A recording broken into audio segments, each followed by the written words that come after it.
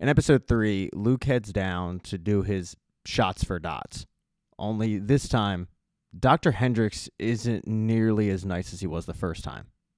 Tony's still a dick, but Dr. Hendricks, he's more edgy, if you will. It's kind of like he woke up on the wrong side of the bed. And the reason I say that is because shortly after injecting Luke with whatever it is they inject him with, and Luke starts feeling crappy, they put a monitor in front of him and tell him, you have to look at the monitor. And Dr. Hendricks makes it clear, if you look away, Tony's going to hit you. And sure enough, because Luke isn't feeling good, he does end up looking away. And Tony does end up hitting him. But Tony all but forces Luke to stare at the screen. And that's when Luke does, in fact, start seeing the dots. Only Luke doesn't let the doctor know. And Dr. Hendricks comments on the fact that he didn't expect Luke to see the dots, although little does he know.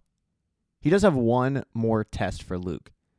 And that is, he holds up a card and he wants Luke to tell him what's on the other side of it. But Luke is just begging them, let me go back to my room. I don't know. I don't feel good. Although they've heard that before and they demand answers, and Luke just isn't capable of giving it to him. So finally, Tony does end up throwing him back in his room.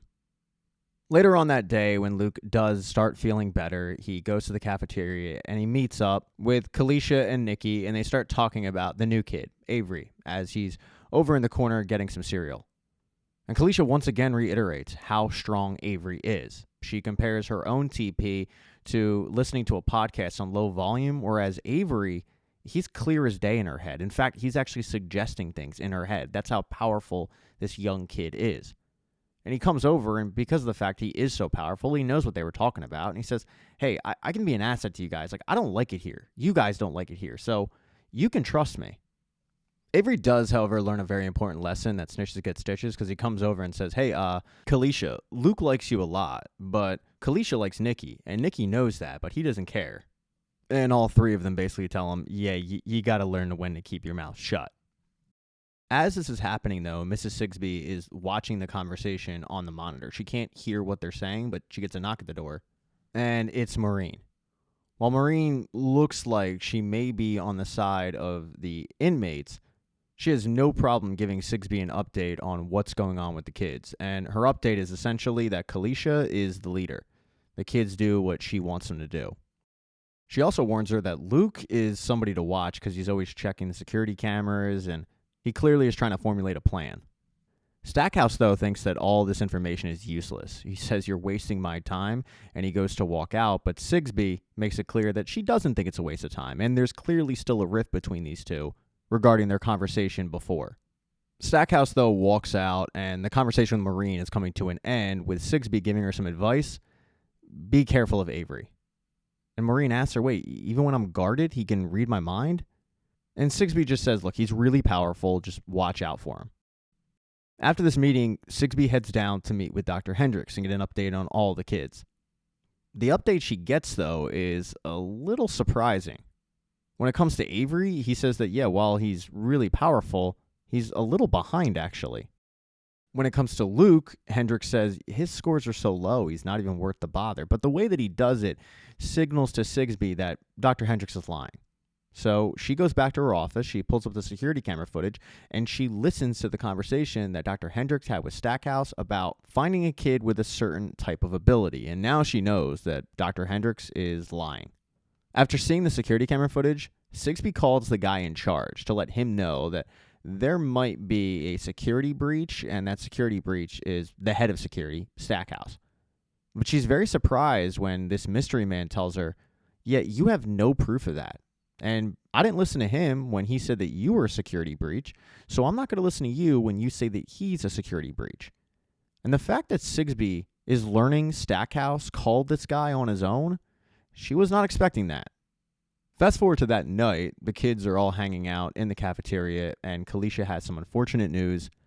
She saw dots, meaning that she's going to be going to back half very, very soon.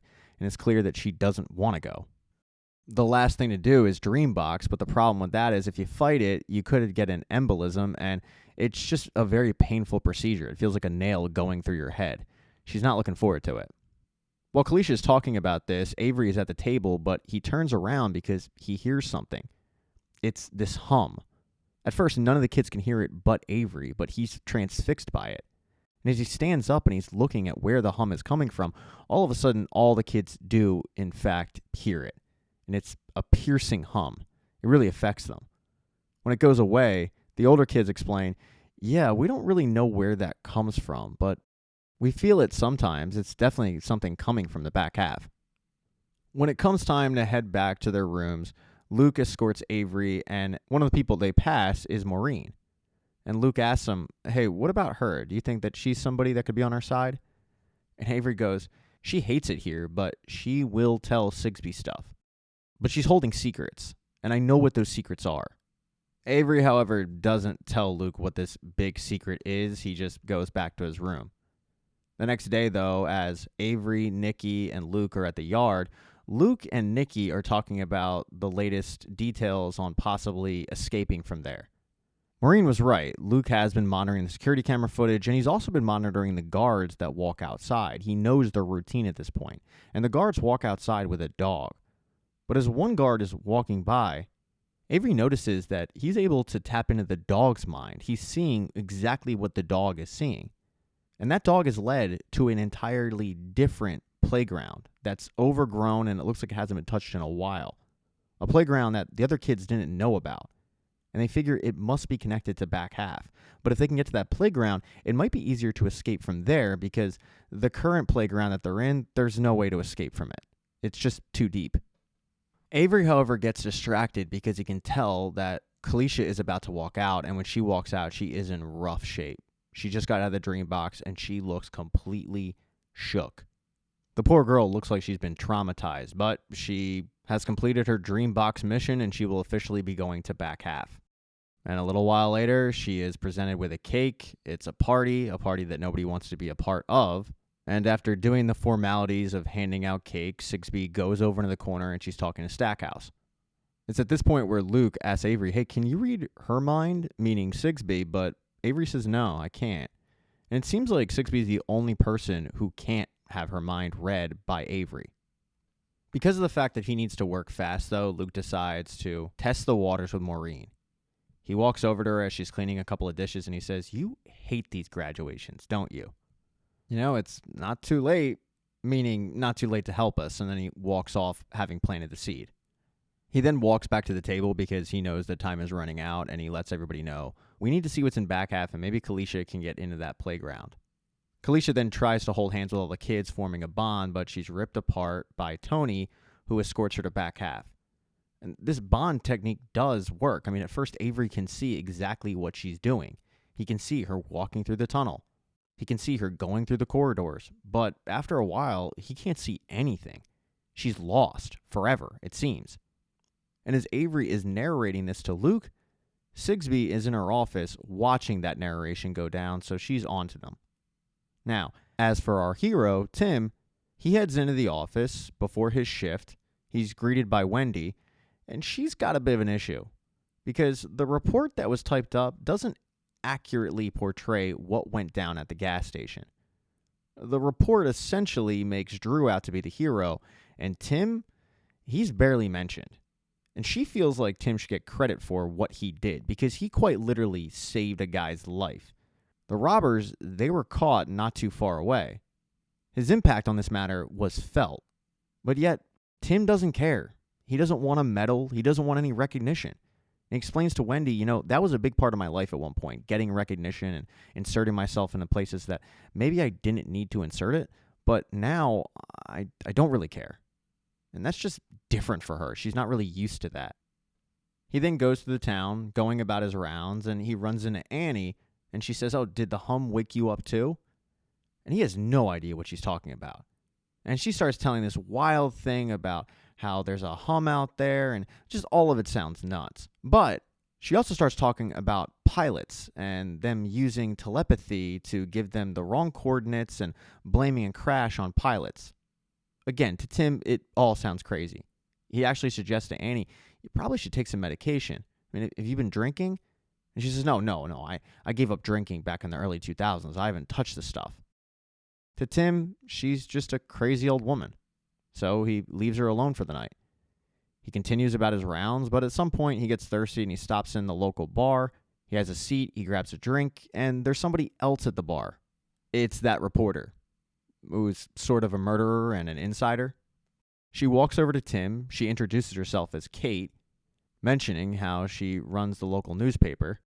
But she is very, very flirtatious, trying to get Tim's backstory and figure out why exactly he took the job. And as he's indulging her and answering her questions, he notices on the TV screen that a senator from North Dakota died in a plane crash, and they're blaming the pilots. And that is super bizarre to him because of what Annie was talking about.